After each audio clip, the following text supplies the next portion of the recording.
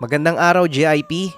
Nariyan sa screen ang sample ng gabunan t-shirt kapag suot. Ayan, ako yung model ng damit. Sobrang solid yan, kaya sana umorder na kayo sa ating Shopee account. Nariyan yung link sa comment section.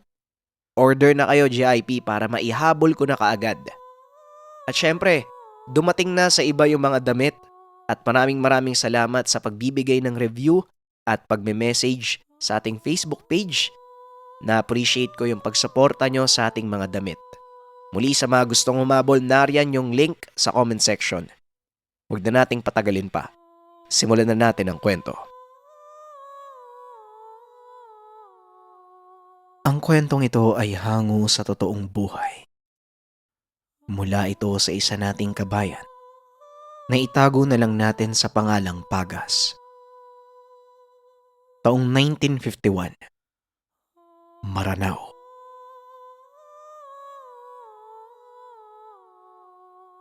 Laganap sa lugar ni Pagas ang mga aswang. Karamihan sa kanilang baryo ay sanay na sa ganitong usapin. Ngunit hindi para sa binata. Dahil sa dalawa sa kamag-anak niya ang namatay dahil sa mga aswang. Ang isa ay ang tiyahin niya na naabutan na lamang nawasak ang tiyan. Habang ang ikalawa naman, ang kapatid na namatay kasabay ng bata na nasa sinapupunan nito. Ayon kay Pagas, noong kabuhanan ng kapatid ay may isang nilalang ang nakapasok sa tahanan. Walang awang winasak ang tiyan at ang naiwan na lamang sa lugar ng pinangyarihan ay ang munting pusod ng bata. Dahil sa mga karanasan, naging desidido ang binata na magkaroon ng pangontra sa mga ito. Kailangan niyang ipagtanggol ang pamilya. Nagkukolekta na rin siya ng buntot ng pagi, itak, at iba pang panlaban sa mga nilalang. Isang araw, habang abala ang kanyang tatay na si Mang Kato sa pagpapatalim ng mga itak, nilapitan ito ni Pagas. Atay, meron pa po ba kayong alam na pwedeng makolekta para may pangdagdag natin sa mga pangontra sa aswang? Tanong ni Pagas. Anak, sa'yo ko lang to sasabihin ha. Huwag mo nang ipagkakalat sa iba dahil maraming naghahanap sa kagamitang ito. Sa likod ng tahanan natin, sa kaliwang parte ng poso, may nakabaon na punyal. Yon ang dating gamit ng lolo mo. Kilala siya bilang dalubhasang manunugis ng aswang. Ang punyal na yon, napakalakas dahil sa isang daplis lang nito, kaagad mamamatay ang aswang. Abisuhan mo ko anak kapag nakita mo ha. Tugon ni Mang Kato. Dahil sa narinig ay kaagad na pumunta sa Pagas sa likod ng tahanan. Hinukay niya ang lupa. Ngunit hindi naging madali dahil sa napakalalim ng pagkakabaon nito. Inabot ang binata ng ilang oras at nang makapa ang isang patalim. Hinugot niya ito at hinugasan sa poso. Habang paunti-unting natatanggal ang mga putik, hindi naman maipaliwanag ang sayang naramdaman ng binata. Maya-maya pa nang malinis na, dito lamang nakita ang kulay gintong punyal at may hawakang purong itim. Pagkapunas ni Pagas, diretso niyang ipinakita sa ama. Aba, talaga nga namang buhay pa ang gamit ng lolo mo. Kung talagang desidido ka anak, muling gagana yan. Kailangan mo lang kausapin si Tandang Basilio. Wika ni Mang Kato. Pagkarinig ni Pagas ay hindi naman ito umimik pa. Diretso nang lumabas ng tahanan para puntahan si Tandang Basilio. Si Tandang Basilio, kilala ng pamilya dahil ito ang matalik na kaibigang albularyo ng lolo. Kaya madalas dito nagpapagamot ang pamilya ni Pagas.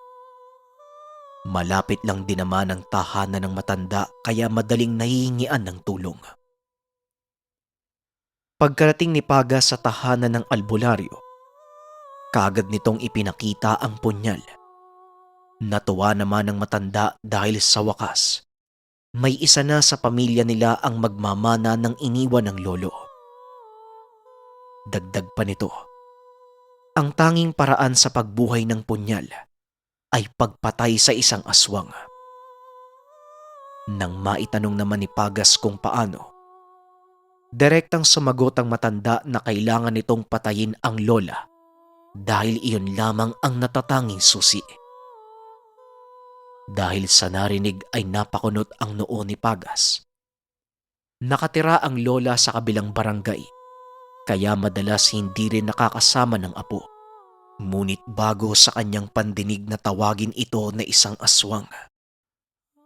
Matapos magsalita ng manggagamot, hindi na muli pang tumugon ng binata dahil sa wala na talagang ibang paraan kung hindi iyon. Hindi nagtagal ay umuwi na rin si Pagas. Hindi na nito sinabi pa sa ama ang nalaman, bagkus ay sinarili na lamang. Nang sumunod na araw, nagpaalam siya sa ama na pupuntahan muna sa tahanan ang lola. Ayon kay Pagas, sa mga oras na yun, gusto lamang obserbahan ng lola para makumpirma kung totoo nga ba ang sinabi ng albularyo. Nang makarating sa lugar, nakangiti naman siyang sinalubong ng lola at paulit-ulit na nagpapasalamat dahil dumalaw. Sa buong maghapon ay wala namang kakaibang napansin si Pagas. Kaya naman ng sumunod na araw ay muli nang bumalik ang binata. Hanggang sa umabot ng 3 linggo, araw-araw na ang pagbisita ni Pagas. Natuwa naman ang pamilya dahil may nakakasama na ang matanda. Isang gabi, nagpaalam si Pagas na matutulog muna sa tahanan ng lola. Pinayagan naman siya ng ama. At bago pa man makaalis ay binulsa na ang punyal. Nararamdaman niyang sa gabing iyon, masisilayan niya ang pagbabagong anyo ng lola dahil kabilugan ng buwan. Habang naglalakad, walang humpay ang pagkabog ng dibdib ni Pagas sa hindi malamang dahilan.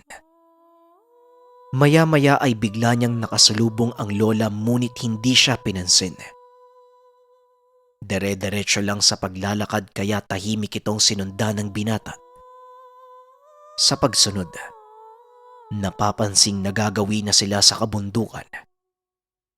Halos kalahating oras nang naglalakad, nang biglang huminto ang matanda sa isang tahanan.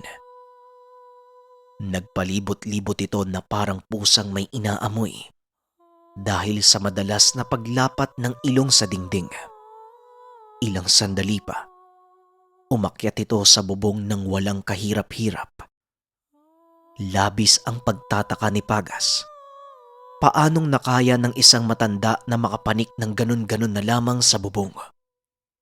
Samantalang kung susumahin, maging siya ay hindi kakayanin lalo pat walang hagdanan. Purong kilabot ang naramdaman ng binata nang bigla nitong inilabas ang napakahabang dila at dahan-dahang pilit na ipinapasok sa isang maliit na siwang. Sa puntong iyon, kumpirmado niyang isang aswang ang matanda. Nalingat naman ang atensyon nito nang maramdaman ang pag-init ng bulsa. Pagdampi ng kamay sa punyal, napaso siya ng bahagya. Kaya naman dahan-dahan niya itong inilabas. Ganun na lamang ang tuwang naramdaman ni Pagas dahil umiilaw ang punyal. Sa hindi malamang dahilan, may kung anong nagtutulak sa kanya na patayin na ang lola. Ngunit pinipigilan pa rin niya ang sarili dahil itinuturing pa rin niyang isang kamag-anak ang matanda. Kahit pa nakita na ang totoong pagkakakilanlan. Paglingon ng mga mata ni Pagas, doon niya nasilayan na nakatitig sa kanya ang nilalang. Dahan-dahan itong bumaba Malakas na kabog sa dibdib ang naramdaman niya nang lumapit ito sa kanya. Habang ang kamay na may hawak na punyal, pilit na inilalapit sa katawan ng nilalang. Nang mga oras na yon ay halo-halong emosyon ang naramdaman ni Pagas. Halos ilang minuto pa ang tinagal, ngunit purong pagpipigil ang tanging ginawa niya sa sarili. Nang tuluyan ng makaalis ang nilalang, natulala na lamang ito habang ang hawak na punyal ay nawalan na rin ng buhay. Matapos ay naglakad na papauwi ang binata na purong tanong lamang ang nasa isipan. Kahit pa man 10 oras na ng gabi ay pumunta ito sa tahanan ng manggagamot upang ipagbigay alam ang nangyari. Ayon sa matanda, normal ang naging desisyon ni Pagas, lalo pat hindi naman talaga buo ang loob na maging isang manunugis. Dahil ang isang manunugis, wala talagang pinipili. Nang maitanong naman ito kung bakit hindi napatay ng lolo ang sariling asawa, ang tanging sagot ni Tandang Basilio, Sa totoo lang, iho, ang lola mo ang naging dahilan sa pagkamatay ng lolo mo. Sa lahat kasi ng aswang na napatumba nito, ang lola mo lang ang hindi niya maatim na patayin. Kagaya mo, umiral rin ang puso niya. Hindi ko alam kung paano ito napatay, ngunit ang naibahagi lang sa akin ng isang nakakita. Pinilit ng lolo mong magbagong buhay ang asawa, ngunit hindi ito sumang-ayon. Swerte na lang talaga, iho, dahil hindi ka sinaktan ng lola mo. dahil sa narinig kahit papano nalinawan si Pagas. Naisip na rin niya na baka hindi para sa kanya ang punyal. Hindi na nagtagal pa ay umuwi na ito ng tahanan. Pagkarating, kagad nagpahinga at hindi na ibinahagi pa sa ama ang nangyari. Nang sumunod na araw, ibinalik na nito ang punyal sa pinagkuhaan. Naitanong naman ng ama kung bakit bigla na lamang ibinalik. Tumugon ng binata na baka hindi talaga para sa kanya ang punyal. Hindi na din nag-usisa pa ang ama dahil sa batid nito ang responsibilidad ng gamit. Maging ang kanyang ama, hindi rin nagtangkang manahin pa ang punyal dahil hindi niya may papangakong makakaya ang kaakibat na tapang na kakailanganin para lamang patuloy itong mabuhay. Sa paglipas ng panahon, nang tuluyan ng natanggap ni Pagas ang mga bagay-bagay, naibahagi na rin sa ama ang totoong nangyari sa pagsuko sa punyal. Hindi man naging maganda ang resulta dahil sa naibalik lang ito sa hukay. Ngunit naging panatag naman ng binata dahil sa hindi napasanin ang responsibilidad. Naisip din niya na maaaring may mapahamak pa kung ipipilit niya ito. Hanggang sa ngayon, sariwa pa rin sa kanyang alaala na minsan niyang naitutok ang punyal sa kanyang lola na isang aswang.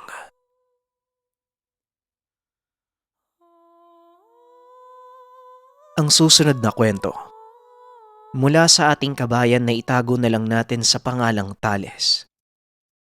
Nangyari ito sa probinsya ng Iloilo. Nang mga panong ito, kasalukuyang nagbabakasyon ang binatang si Tales dahil sa sapilitang pagtanggal sa kanya sa serbisyo. Isang sundalo ang binata, ngunit dahil sa isang aksidente ay biglaan na lamang itong nagbago. Naputol ang kaliwang paa ni Tales, kaya naman hindi nakakayanin pang magserbisyo. Napakahirap dahil hindi sanay si Tales na walang pinagkakaabalahan at pakiramdam niya'y pabigat siya sa pamilya. Mabuti na lamang, nalilibang siya sa 2 pang lalaking kapatid. Araw-araw siyang niyayaya ng mga ito na maglaro ng kung ano-ano kagaya ng sungka, braha at iba pang mapagkakaabalahan. Paulit-ulit din siyang inaabisuhan ng mga magulang na huwag masyadong mag-alala dahil sa napakarami niyang naitulong sa pamilya. Ito lamang ang pagkakataon na maibalik ang lahat ng mabuting nagawa ni Tales. Ang lahat ng iyon ang siyang pinanghawakan ng binata para lumaban sa araw-araw. Lumipas pa ang 3 buwan. Tuluyan na ngang humilom ang sugat ni Tales. Paunti-unti na ring natututunan na maglakad na wala na ang kabilang paa. Hindi man gaanong komportable, ngunit nakakayanan naman ito dahil sa mas ninanais niyang maging positibo kaysa isipin ang mga nawala. Paminsan-minsan, dinadalaw rin ito ng mga dating kaibigan sa serbisyo. Samantala, natuto na din si Tales na gumawa ng mga bayong na dagdag pagkakakitaan ng pamilya na inilalako naman ng mga kapatid sa palengke. May mga oras din na sumasama ang binata para naman malibang. Isang araw, gawa ng napakaraming paninda ang ilalako ng magkapatid, sumama na si Tales. Habang naglalakad ay may nakasalubong itong isang napakagandang babae. Ayon sa sabi-sabi, bagong lipat lamang ito sa lugar na nagngangalang Joselina. Hindi may kakaila ni Tales na napakaganda ng dalaga, kaya naman gumawa siya ng paraan para makapagpakilala. Magmula ng araw na yun, ang binata at ang 2 pang kapatid ay nagtanong-tanong sa mga kapitbahay kung paano makakausap ang dalaga. Gawa ng may isang ginang sa lugar ang lubos na nakakakilala sa dalaga, na ipakilala si Tales. Bagamat nahihiya dahil wala ang kaliwang paa, buo pa rin ang loob ng binata na subukan pa rin ang kagustuhan. Hindi naman inaasahan na magustuhan rin siya ni Joselina, kaya hindi nagtagal ay naging ganap silang magkasintahan. Maging ang mga magulang ni Tales ay tuwang-tuwa dahil sa nangyari. Napakasaya ng kanilang puso at dagdag pa rin na napakaganda ng naging nobya. Hanggang sa nagpasya na ang 2 na magsama sa iisang bubong. May pagmamay-ari silang lupa sa kabundukan. Dito nanirahan ang magkasintahan. Sa lugar ay wala namang masyadong tahanan at sa katunayan, mabibilang lang sa daliri ang mga kapitbahay. Sa nasabing tahanan, dinala ni Tales ang lahat ng mga dating gamit noong nasa serbisyo pa. Wala namang naging problema sa asawa. Dagdag proteksyon na rin kung sakaling may magawing mga rebelde. Samantala, sa halos 2 taon ng pagiging magkasintahan nila ni Joselina, ang tanging napapansin ni Tales, palagi itong nagmamarka sa tuwing bilog ang buwan. Hindi naman ito pinupuna ni Tales dahil ayon sa asawa, ito ay paraan para malaman kung kailan dapat magtanim ng mga kamote at iba pang halamang tumutubo sa ilalim ng lupa. Ito na din ang isa sa pinagkakakitaan ng mag-asawa dahil may napakalawak silang bakanting lupa sa tabi ng tahanan.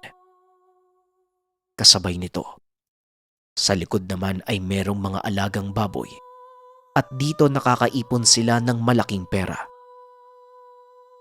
Isang gabi, habang maimbing na natutulog si Tales, bigla itong napabangon dahil sa alulong ng mga aso. Sumasabay din ang pag-ingay ng mga baboy. Dali-dali siyang pumunta sa likod para silipin kung ano ang nangyayari.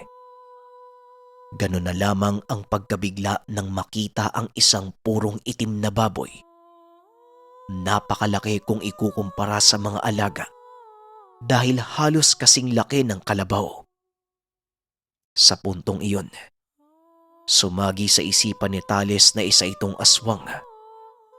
Dati pa man noong nasa serbisyo pa, nakakaengkwentro na siya ng mga nilalang sa gitna ng bakbakan lalo na sa parteng Kabisayaan.